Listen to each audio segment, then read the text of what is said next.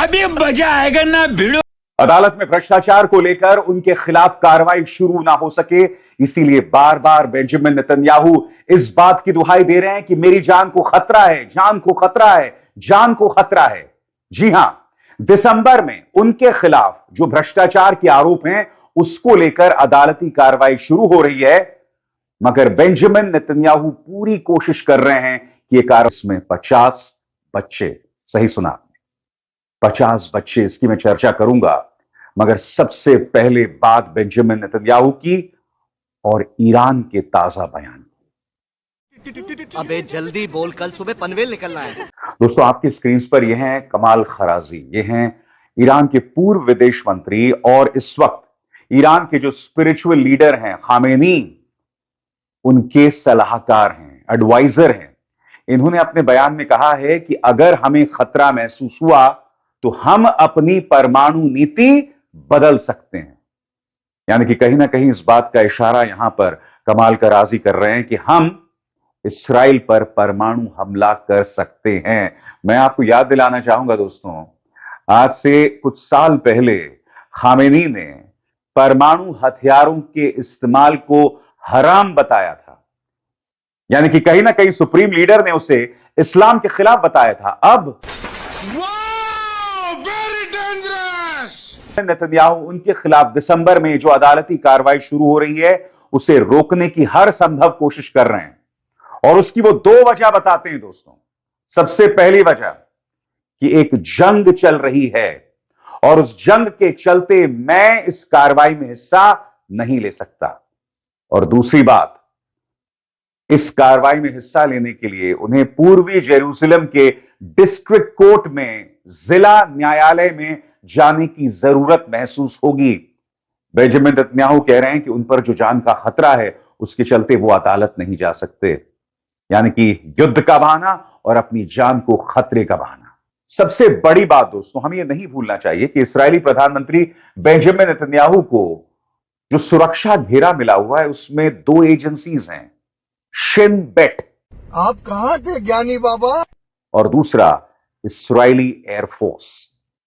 उनकी हालत नसरल्ला की नहीं है कि उन्हें किसी केव के अंदर या किसी टनल के अंदर जो है रहना पड़ रहा है। इन्हें बाकायदा इस्राएली एयरफोर्स की सुरक्षा मुहैया है, शिन बेट की सुरक्षा हासिल है, और जो भी चुनौती बेंजामिन नेतन्याहू को होगी ये तुरंत रिएक्ट करते हैं। इसलिए एक तरह से कहा जा रहा है, और ये कई जानकार इस्राएल के अंदर कह रहे हैं कि अपने खिलाफ कानूनी कार्रवाई को टालने का यह महज एक बहाना है, महज एक बहाना है, क्योंकि वो बार बार जो अपनी जान की दुहाई दे रहे हैं वो काल्पनिक है। मैं नहीं बताऊंगा। इसी मंच पर मैंने आपको बताया था कि इस्राएल के करीब 150 से 200 सैनिकों ने एक ज्ञापन पर दस्तखत किए हैं, और वो क्या ज्ञापन है दोस्तों, कि जब तक इस्राएल हमास के साथ बंधकों पर समझौता नहीं करता हम युद्ध में हिस्सा नहीं लेंगे। और सबसे बड़ी बात, हाल ही में मिस्र में एक बैठक होती है जिसमें इस बात पर विचार होता है कि 2 दिन के लिए युद्ध विराम हो। हमास ने इसे खारिज कर दिया है। स्वाभाविक सी बात है दोस्तों, हमास जो है वो लंबे वक्त के युद्ध विराम की बात कर रहा है, मगर बेंजामिन नेतन्याहू इससे इत्तेफाक नहीं रखते। जबकि खुद बेंजामिन नेतन्याहू कहते हैं कि याह्या सिनवार की मौत के बाद अब एक स्वर्णिम मौका मिला है एक युद्ध विराम को कायम करने के लिए। यानी कि दोगली बातें, दो तरफा बात। इस खबर पर गौर कीजिए, गजा में हमला होता है, रिहायशी इलाके में हमला होता है, हमास पर नहीं, रेजिडेंशियल इलाकों में 84 लोग मारे जाते हैं, और अल जजीरा की इस खबर के मुताबिक करीब 50 बच्चे मारे गए। खबर क्या कह रही है मैं आपको पढ़ के सुनाना चाहता हूं। Gaza's government media office reports that 84 Palestinians, including more than 50 children, were killed in 2 Israeli airstrikes on residential buildings in northern Gaza in attacks described as brutal massacres. गजा, जाहिर सी बात है, गजा प्रशासन इसे एक नरसंहार बता रहा है। 2 रिहायशी इलाकों में हमला होता है, 50 बच्चे मारे जाते हैं। बच्चों की व्यथा क्या है मैं आपको अपने मंच पर बता चुका हूं। मैं आपको बतला चुका हूं किस तरह से ये मासूम बच्ची घूम रही है, रिपोर्टर इससे इंटरव्यू करता है। ये कहती है मैं दर्द को बर्दाश्त नहीं कर पा रही हूं।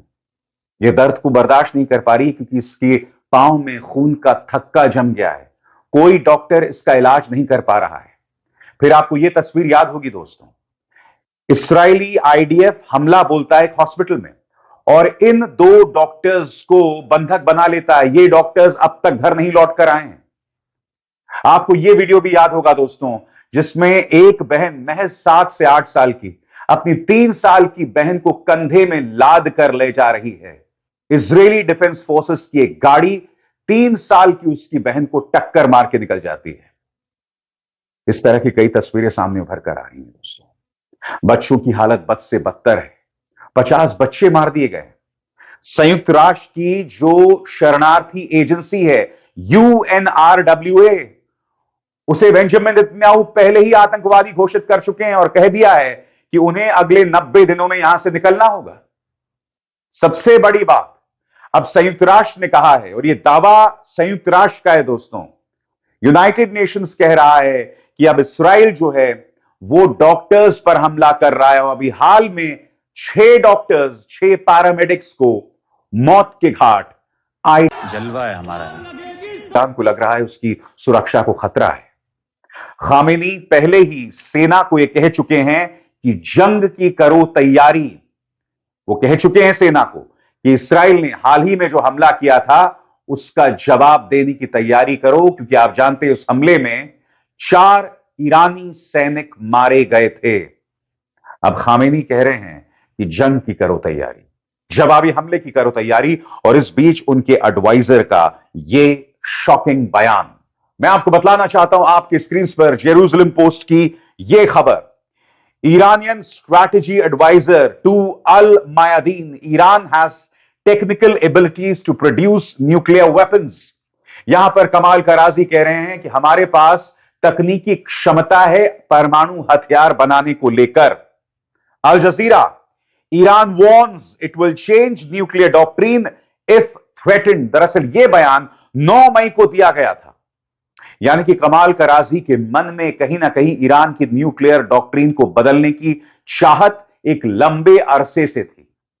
और इसका ताल्लुक हाल ही में जो हमले हुए हैं उससे नहीं है। जैसे मैंने बताया, 9 मई को दिया गया बयान है जो आप अल जजीरा में देख रहे हैं। मैं आपको बतलाना चाहता हूं, अल मायादीन को दिए गए इंटरव्यू में दरअसल उन्होंने क्या कहा, अंग्रेजी में है, फिर मैं उसका हिंदी में अनुवाद करूंगा। We now have the technical capabilities necessary to produce nuclear weapons. Kamal Karazi, Iran's Strategic Council on Foreign Relations head, told pro-Iran broadcaster Al Mayadeen on Friday, indicating that Iran's nuclear doctrine could change if the nation faced an existential threat. यानी कि अगर Iran को उसके वजूद के लिए खतरा महसूस हुआ तो वो अपना न्यूक्लियर डॉक्ट्रिन बदल सकते हैं। मैं आपको बतला दूं दोस्तों कि ईरान का जो परमाणु संयंत्र है वो शांतिपूर्ण तरीकों से है। इंटरनेशनल एटॉमिक एजेंसी इसकी जांच पड़ताल भी कर चुका है। नॉन प्रोलिफरेशन ट्रीटी में भी ईरान ने दस्तखत किए हैं। ईरान का न्यूक्लियर डॉक्ट्रिन साफ तौर पर कहता है कि हम परमाणु हथियारों का इस्तेमाल नहीं करना चाहते हैं। आपको याद होगा, रूस के विदेश मंत्री सरगेई लावरोव ने इस्राइल को चेतावनी दी थी कि किसी भी कीमत पर ईरान के परमाणु ठिकानों पर हमला करने की मत सोचना। क्यों? क्योंकि ईरान के जो परमाणु संयंत्र हैं वो शांतिपूर्ण कार्यों के लिए है। ऐसे में कमाल कराजी अभी मजा आएगा ना भिड़ो। अब ये कह रहे हैं कि हम अपनी न्यूक्लियर डॉक्ट्रिन बदल सकते हैं, जिससे 2 चीजें सामने उभर कर आ रही हैं। पहली बात, ये दुनिया के लिए खतरा है दोस्तों, क्योंकि आप जानते हैं परमाणु बॉम्ब का इस्तेमाल अगर एक पक्ष करेगा तो दूसरा पक्ष रुकने नहीं वाला है। और आप जानते हैं परमाणु जो ऊर्जा होती है उसे लक्ष्मण रेखाओं में बांधा नहीं जा सकता, देश की सरहदों में बांधा नहीं जा सकता। अगर किसी भी कीमत पर परमाणु टकराव होता है तो पूरी दुनिया इसकी जद में आ जाएगी। और यह अपने आप में बहुत खतरनाक है, बहुत ही ज्यादा खतरनाक।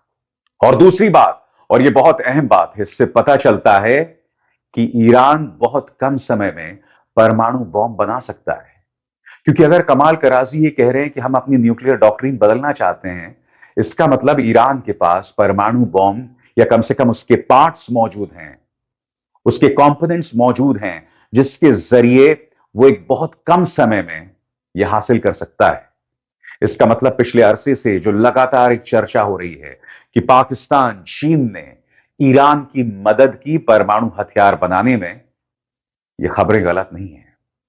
जो भी है दोस्तों, कमाल खराजी का यह बयान बहुत ही खतरनाक है, और अगर ऐसा वो गंभीरता से सोच रहे हैं तो दुनिया बहुत तेजी से चल नहीं रही है, दौड़ रही है अपने खात्मे की तरफ। अभिसार शर्मा को दीजिए इजाजत।